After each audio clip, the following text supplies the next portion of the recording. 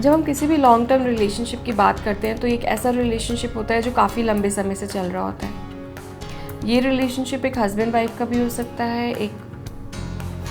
Before marriage boyfriend girlfriend relationship भी हो सकता है, एक एक्स्ट्रा मैरिटल रिलेशनशिप भी हो सकता है। किसी भी रिलेशनशिप को तब एंड करना होता है जब ऑब्वियसली दोनों में से एक पर्सन नहीं चाह रहा कि उस रिलेशनशिप को वो कंटिन्यू करे,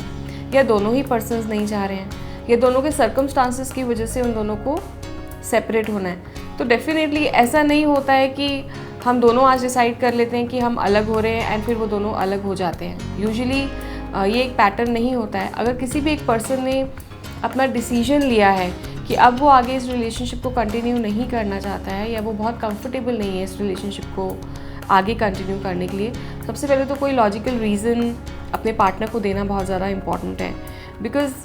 किसी एक पर्सन का डिसीजन कि अब वो इस रिलेशनशिप में नहीं रहेगा दूसरे पर्सन को कम्प्लीटली डिवास्टेट कर देता है, उसको एक फीलिंग ऑफ रिजेक्शन देता है कि अब ये मेरे साथ नहीं होना चाहता, हो सकता है मेरे अंदर कोई प्रॉब्लम है, हो सकता है अभी किसी और को पसंद करने लग गया है। सो ये जो एक फीलिंग आने लग जाती है, ये साइकोलॉजिकली बहुत ज़्यादा डिस्टर्बिंग होती है, मानसिक तौर पे ये बहुत ज़्यादा परेशान करती है, बहुत ज़्यादा स्ट्रेस और टेंशन देती है।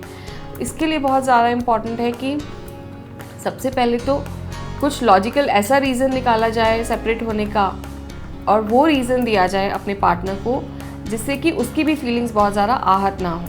क्योंकि ऑब्वियसली किसी एक पर्सन के साथ अगर आप बहुत लंबे समय तक रहे हैं, उसने आपको सपोर्ट किया और आपने उसको सपोर्ट किया है, तो एक प्रॉपर मैसेज जाना उन शब्दों में जिससे कि उसको ऐसा फील ना हो कि वो बिल्कुल बुरा है, बिल्कुल बेकार है।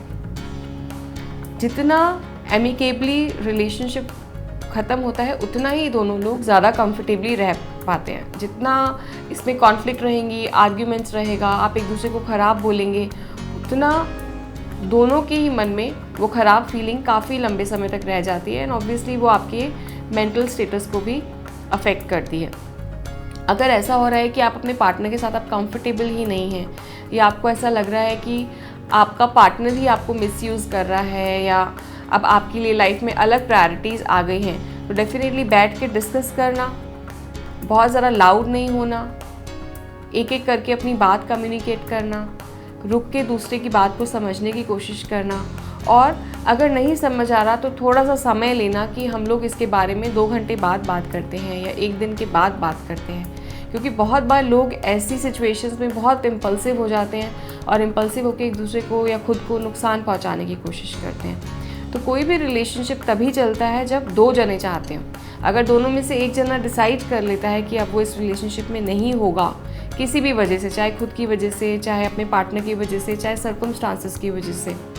तो डेफिनेटली दूसरे पर्सन को उसके साथ कोऑपरेट ही करना चाहिए, बजाय खुद को हार्म करने के या दूसरे पर्सन को हार्म करने के।